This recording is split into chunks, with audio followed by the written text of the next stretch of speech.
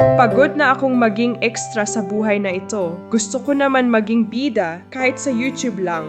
Sino namang hindi magiging tsismosa kung ingay ng kapitbahay ang gising mo araw-araw? Mga kababayan, hindi ko na kaya.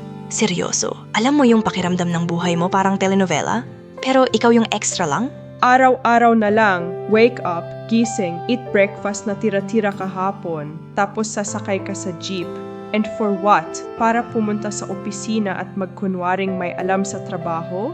Eto pa, hindi ko magets bakit laging may kuya driver na forever galit. Sabi ko, para po sa tabi, ang sagot.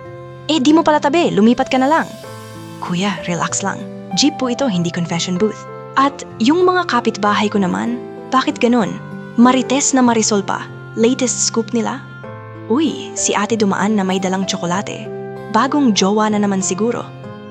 Excuse me, bakit hindi pwedeng nag-crave lang ako ng chocolate? Hindi lahat ng may dalang choknut in love. Minsan malungkot lang kami. Eto pa, ang love life ko, single since birth. Pero okay lang, sabi nga nila, it's better to be single and happy. Pero mali din yun. Sino bang masaya mag-isa? Alam niyo kung sino?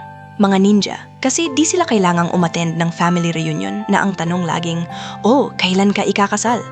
Parang gusto kong sagutin, tita, kailan mo babayaran yung utang mo nung 2015? Pero ganito talaga ang buhay, mga besh. Minsan mapait, minsan matamis.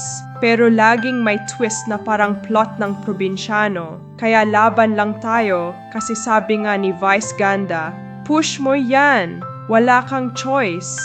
Pagod na akong maging extra sa buhay na ito. Gusto ko naman maging bida kahit sa YouTube lang.